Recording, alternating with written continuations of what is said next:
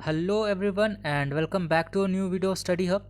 तो देखो यार, हम लोगों ने अक्षांश और देशांतर रेखा का इम्पॉर्टेंट क्वेश्चन जो है वो पहले ही कर रखा है। ठीक है, अक्षांश रेखा और देशांतर रेखा का जो भी इम्पॉर्टेंट क्वेश्चन होता है वो हम लोगों ने कर रखा है। आप लोग आई बटन पे क्लिक करो, आप लोग को वीडियो मिल जाएगा। ठीक है, इम्पॉर्टेंट क्वेश्चन का वीडियो मिल जाएगा। अब देखो, इस वाले वीडियो में हम लोग एक्सप्लेनेशन देखेंगे। ठीक है, कि अक्षांश और देशांतर रेखा आखिरकार होता क्या है। ठीक है, सारा एक्सप्लेनेशन देखेंगे। तो अगर आप लोगों को क्वेश्चन आंसर समझ में नहीं आया तो ये वीडियो आप लोग देखो। ठीक है, अच्छे से मैं समझा दूंगा कि अक्षांश रेखा देशांतर रेखा होता क्या है। ठीक है, तो इसके बाद आप लोग का जो क्वेश्चन वाला था वीडियो वो अच्छे से समझ में आएगा। ठीक है, तो देखो, सबसे पहले आते हैं अक्षांश रेखा पे। ठीक है, तो अक्षांश रेखा क्या होता है, ये आप लोग ग्लोब देख रहे हो ये। ठीक है, ये ग्लोब देख रहे हो ना। तो ये ग्लोब में जो क्षैतिज रेखा है ना, क्षैतिज रेखा यानी कि ये वाला, ठीक है, ये वाला जो रेखा है ये होता है अक्षांश रेखा। ठीक है, ये क्या कहलाता है, अक्षांश रेखा कहलाता है। तो यार देखो, अब ये जो अक्षांश रेखा है ये असमानांतर रहता है। जैसे कि देखो, जो सबसे यहाँ पर है ये सबसे बड़ा होगा, वो इसके छोटा होगा, फिर ये छोटा, फिर ये छोटा, फिर ऐसे करके छोटा होते जाएगा। ये असमानांतर होता है। ठीक है, असमान लंबाई का होता है। अक्षांश रेखा की कुल जो संख्या होता है वो 180 होता है, यानी कि टोटल नंबर ऑफ अक्षांश रेखा कितना है, 180 है। यानी कि ये रेखाएं टोटल 180 होता है। दो अक्षांश रेखाओं की बीच की दूरी जो है सो 111 किलोमीटर होता है। ये लाइन और ये लाइन दो अक्षांश रेखा हो गया, दोनों के बीच का दूरी जो है सो 111 किलोमीटर होगा। ठीक है, 111 किलोमीटर होगा। ठीक है, सबसे बड़ी अक्षांश रेखा जो है ये वाला जो है, सबसे बड़ी अक्षांश रेखा, इसे हम लोग विषुवत रेखा बोलते हैं। ठीक है, भूमध्य रेखा या फिर विषुवत रेखा इसको बोलते हैं। जो सबसे बड़ा अक्षांश रेखा होता है वो विषुवत रेखा या भूमध्य रेखा कहलाता है। ठीक है, और यही जो रेखा है वो पृथ्वी पर सबसे बड़ा वृत्त बनाता है। ठीक है, ये सबसे बड़ा वृत्त बनाता है। कौन सा रेखा, विषुवत रेखा, भूमध्य रेखा। ठीक है, अब देखो एक और चीज़, कि सबसे बड़ा हम लोगों ने जान लिया कि विषुवत रेखा होता है ये वाला। तो सबसे छोटा जो हो गया वो 90 डिग्री वाला होगा। ये जो है 90 डिग्री वाला। देखो, अब यहाँ पे देखो यार, ये हम जो है सो बहुत ही इंपॉर्टेंट चीज़ बताने वाले हैं। ठीक है, जो अक्षांश रेखा देशांतर रेखा का अलग से थोड़ा सा हट के यट बहुत ही इंपॉर्टेंट होता है। ठीक है, और इससे क्वेश्चन आता है। सबसे बीच वाला जो रेखा रहता है वो रहता है विषुवत रेखा और भूमध्य रेखा। मैंने आप लोगों को बता दिया, सबसे बीच वाला रेखा रहता है विषुवत रेखा और भूमध्य रेखा। ठीक है, ये हो गया आपका नॉर्थ पोल, ये नीचे वाला हो गया आपका साउथ पोल।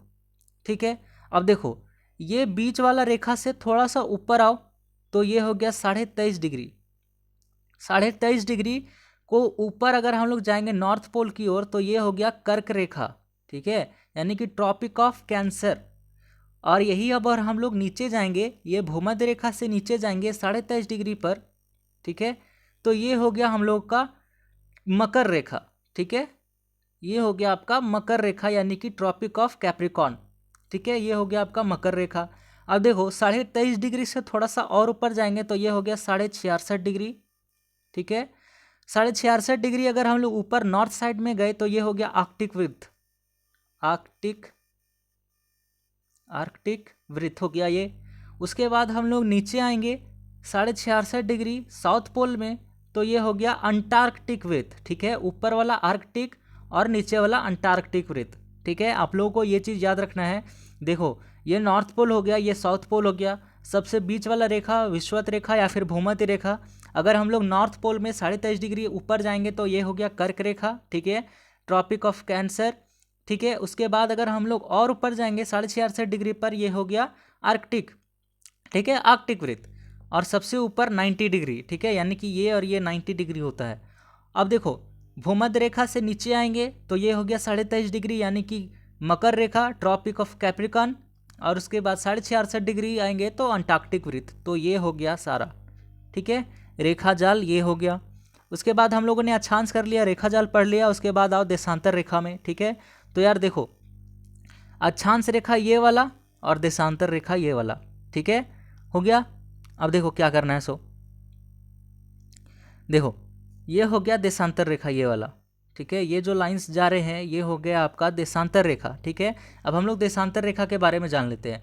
तो ये उत्तरी ध्रुव और दक्षिणी ध्रुव को जोड़ने वाली जो रेखाएं होती है वो क्या कहलाती है, देशांतर रेखा कहलाता है।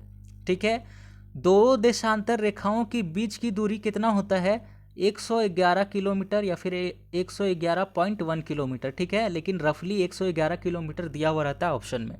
ठीक है, अक्षांश रेखा हम लोग देखे थे ऊपर की कितना रहता है, टोटल 180 रहता है, लेकिन देशांतर रेखा टोटल 360 रहता है।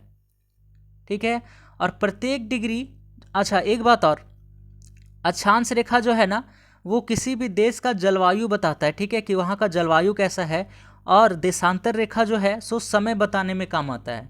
ठीक है, देखो ये हो गया, मान लो ये है GMT जिसे हम लोग बोलते हैं प्रधान मध्याह्न रेखा, है ना।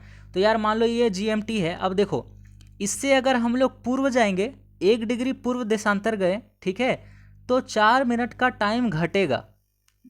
ध्यान से देखो, ये इसी से टाइम सारा होता है। ठीक है, कोई भी देश का टाइम आगे पीछे इसी के कारण होता है। अगर ये है 0 डिग्री देशांतर, ये है, ठीक है, ये वाला लाइन, इससे अगर हम लोग जो है सो पश्चिम ना, पश्चिम की ओर इधर जाएंगे, ये हो गया पश्चिम की ओर अगर इधर जाएंगे तो -4 मिनट घटेगा टाइम, और अगर पूर्व की ओर इस साइड जाएंगे तो +4 मिनट बढ़ेगा टाइम। ठीक है, देख लो यार अच्छे से, ये देख लो, यही है सारा टाइम का खेल, यही है। ठीक है, ये है 0 डिग्री देशांतर। 0 डिग्री देशांतर से अगर हम लोग पश्चिम की ओर जाएंगे, ठीक है, याद रखना पश्चिम की ओर जाएंगे तो -4 डिग्री होता है, -4 मिनट होता है टाइम, 1 डिग्री में 4 मिनट। और वही अगर हम लोग पूर्व की ओर जाएंगे 1 डिग्री, ठीक है, तो ये हो गया +4 मिनट। ठीक है, हो गया ये देशांतर। ठीक है, अब हम लोग आगे बढ़ते हैं। तो देखो ग्रीनविच मीन टाइम क्या होता है, जिसे हम लोग शॉर्ट में GMT बोलते हैं। तो यार कई बार GMT का फुल फॉर्म ही आप लोग से पूछ देता है कि GMT का फुल फॉर्म क्या है। ठीक है, तो GMT का फुल फॉर्म होता है ग्रीनविच मीन टाइम। और ये क्या है, ग्रीनविच जो है सो एक तरह से शहर है जो कि लंदन में है। ठीक है, लंदन में एक शहर का नाम है ग्रीनविच। अब देखो भारत का मानक समय कितना है, तो 82.5 डिग्री पूर्व। ठीक है, पूर्व। अब यार हम लोगों ने थोड़ा देर पहले पढ़ा था कि पूर्व अगर हम लोग जाएंगे 0 डिग्री देशांतर से तो 4 मिनट, यानी कि 1 डिग्री पे 4 मिनट का टाइम बढ़ता है। ठीक है, यानी कि भारत का टाइम आगे होगा। ठीक है, GMT से आगे होगा। अब कितना आगे होगा ये भी हम लोग देख लेते हैं। देखो 82.5 डिग्री, ठीक, 82.5 डिग्री। हम लोग को पता है 1 मिनट में 4 डिग्री होता है, सॉरी 1 डिग्री में जो है सो 4 मिनट होता है ना। 1 डिग्री बराबर 4 मिनट, तो 82.5 डिग्री मतलब कितना टोटल, तो 4 मिनट से इसको गुना करो तो हो गया आपका 330 मिनट। ठीक है, और ये 330 मिनट को अगर हम लोग घंटा में चेंज किए तो 5 घंटा 30 मिनट। ओके, 5 घंटा 30 मिनट हो गया। यानी कि भारत का जो समय है वो ग्रीनविच मीन टाइम से 5 घंटा 30 मिनट आगे है। ठीक है, आगे क्यों है, क्योंकि भारत पूर्वी देशांतर है, 82.5 डिग्री पूर्वी। तो पूर्व मतलब क्या, बढ़ता है, और पश्चिम मतलब घटता है। ठीक है, तो हम लोग का पूर्व की तरफ है। ठीक है, तो पूर्व बढ़ा तो कितना बढ़ा, 82.5 डिग्री, और 82.5 डिग्री को अगर हम लोग मिनट में चेंज किए तो कितना आया, 5 घंटा 30 मिनट। तो ये है भारत का मानक समय, 5 घंटा 30 मिनट। ठीक है, और ये जो ग्रीनविच GMT लाइन है ना, ये GMT लाइन जो है सो इलाहाबाद का नैनी से होकर के गुजरता है। कई बार ये भी क्वेश्चन पूछता है कि GMT जो है मानक समय प्राइम मेडिटेरियन लाइन जो है वो कहाँ से होकर के गुजरता है इंडिया में, तो इलाहाबाद के नैनी से होकर के गुजरता है। ठीक है, तो यार यही था, इतना छोटा सा टॉपिक था देशांतर और अक्षांश रेखा के बारे में। ठीक है, और ये हम लोगों ने कवर कर लिया। ठीक है, 10 मिनट के अंदर में हम लोगों ने ये कवर कर लिया। आई होप कि आप लोगों को समझ में आ गया होगा। ठीक है, अब अगर आप लोगों को इसका टेस्ट लगाना है तो आप लोग आई बटन पे क्लिक करो। ठीक है, आई बटन पे क्लिक करो, आपको अक्षांश व देशांतर का इंपॉर्टेंट MCQ मिल जाएगा उसमें। ठीक है, जाओ टेस्ट लगाओ, रिवाइज करो, जो करना है करो। ठीक है, आपका इसके साथ अक्षांश और देशांतर पूरा खत्म हो जाएगा। कोई भी एग्जाम में किसी भी तरह का कोई दिक्कत नहीं आएगा। ठीक है, तो बस यार इस वीडियो में बस इतना ही था। ठीक है, और अगर वीडियो अच्छा लगा होगा तो इसको ज़रूर लाइक कर देना, चैनल को सब्सक्राइब कर देना। फिर मिलेंगे किसी और नई वीडियो में, तब तक के लिए take care and good bye.